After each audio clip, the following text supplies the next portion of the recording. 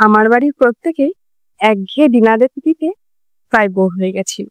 তাই আজকে একটা নতুন রেসিপি তৈরি করলাম ডিনারে। কি বানালাম চলুন দেখি।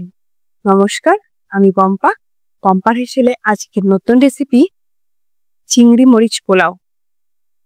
চিংড়ি মরিচ পোলাও তৈরির জন্য আমি 200 গ্রাম চিংড়ি মাছ বেশ ভালো করে ধুয়ে রেখেছিলাম।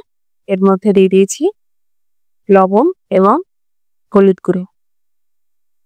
লবণ হলুদ গুঁড়ো বেশ ভালো করে চিংড়ি মাছের সাথে মাখিয়ে নেব।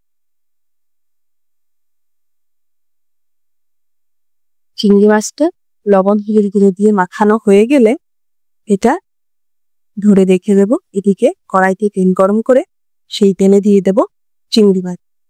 চিংড়ি মাছ 2 থেকে 3 মিনিট ভাজা হয়ে গেলে নিয়ে এটা তুলে একটা পাত্রে রেখে দিয়েছি। এরপর বাটিতে 500 গ্রাম মতো বাসমতি চাল নিয়ে এটা জল দিয়ে বেশ ভালো করে ধুয়ে নিতে হবে। 2 থেকে 3 বার জল পাল্টে ধুয়ে এর মধ্যে দিয়ে দিয়েছি জল। পরিমাণ মতো জল দিয়ে আমি ঢাকনা দিয়ে দিয়েছি প্লেট। এরপর কড়াইতে ঘি গরম করে এর মধ্যে দিয়ে দিয়েছি এলাচ, লবঙ্গ, দারচিনি। গোটা মশলাটা ভাজা হয়ে গেলে এর মধ্যে দিয়ে দেব 1 বাটি কোচানো পেঁয়াজ। কুচানো পেঁয়াজটা দিয়ে বেশ কিছুক্ষণ ধরে নাড়াচাড়া করতে থাকতে হবে। পেঁয়াজটা যাতে পুড়ে না যায় সেদিকে খেয়াল রাখতে হবে। পেঁয়াজের কালারটাকে চেঞ্জ হয়ে গেলে হালকা বাদামি রং ধারণ করে তখনই এর মধ্যে দিয়ে দিতে হবে 1 বাটি আদা বাটা। এর মধ্যে দিয়ে দেব রসুন বাটা। আদা রসুন বাটা পেঁয়াজের সাথে কষিয়ে নিতে হবে কিছুক্ষণ সময়।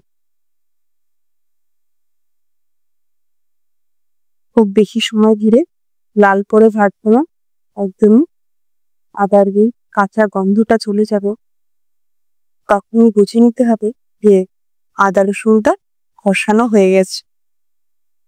কষানো হয়ে এলে এর মধ্যে আমি দিয়ে দেব 1 চামচ জিরে গুঁড়ো। এর মধ্যে দিয়ে দেব 1 চামচ গোলমরিচ গুঁড়ো। জিরে গোলমরিচ গুঁড়ো ভালো করে মিশিয়ে নিয়ে এর মধ্যে দিয়ে দিয়েছি রঙের জন্য 1 চামচ কাশ্মীরি লঙ্কার গুঁড়ো। এই সমস্ত গুঁড়ো মশলাটা আবারও বেশ ভালো করে নেড়ে চেড়ে কষিয়ে নিতে হবে। মশলাটা দিয়ে কষানো হয়ে গেলে এর মধ্যে দিয়ে দেব ভিজিয়ে রাখা বাসমতি চাল। বাসমতি চালটা ভিজিয়ে রাখার কারণে বেশ লম্বা লম্বা হয়ে গেছিল ফুলে। এই চালটার সাথে এবার কষানো মশলাটা মিশিয়ে দিচ্ছি।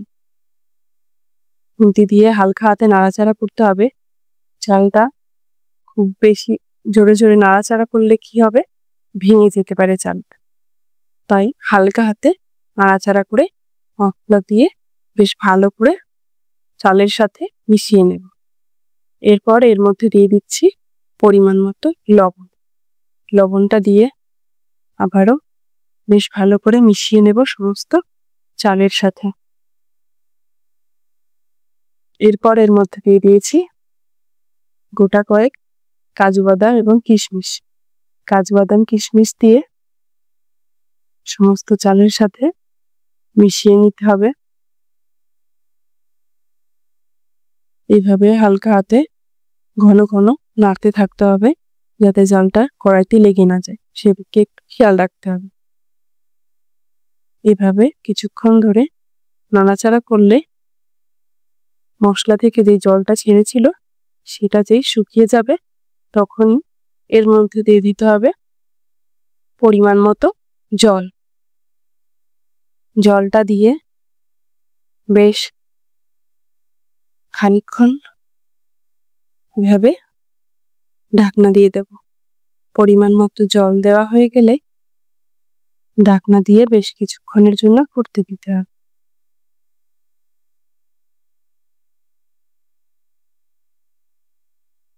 চালটা যেই অর্ধেক সেদ্ধ হয়ে যাবে তখন ঢাকনাটা নামিয়ে নিয়ে এর মধ্যে দিয়ে দিতে হবে চিংড়ি মরিচ পোলাওয়ের প্রধান উপকরণ চিংড়ি আর মরিচ।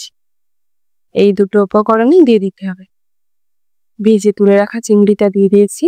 এরপর গোটা কয়েক কাঁচা লঙ্কা আমি চিড়ে রেখেছিলাম, সেটাই দিয়ে দিয়েছি। এটা এই পোলাওয়ের সাথে একটু মিশিয়ে নেব। দেখে বোঝা যাচ্ছে জলটা পুরোপুরি শুকায়নি, অর্ধেক সেদ্ধ হয়েছে। সেই মুহূর্তেই আমি চিংড়ি আর মরিচটা দিয়ে দিয়েছি এর মধ্যে। এরপর এটা দিয়ে একদমই লো ফ্লেমে বেশ ভালো করে একটু জলটা শুকিয়ে নিতে হবে। এর জন্য আমি আবারও একটু ঢাকনা দিয়ে দেব। খুব কম সময়ের জন্যই ঢাকনাটা দিয়ে রাখতে হবে, কারণ এই পোলাওয়ের রেসিপিটা প্রায় তৈরি হয়ে এসেছে। 4 থেকে 5 মিনিট এভাবে ঢাকনা দিয়ে রেখে দিলেই এই রেসিপিটা তৈরি হয়ে যাবে। খেতে কিন্তু দুর্দান্ত হয় এই রেসিপিটা। বাড়িতে কোনো অতিথি আসলে বা বাড়ির প্রিয় মানুষদের মন খারাপ থাকলে অবশ্যই রেসিপিটা একবার ট্রাই করতে পারো।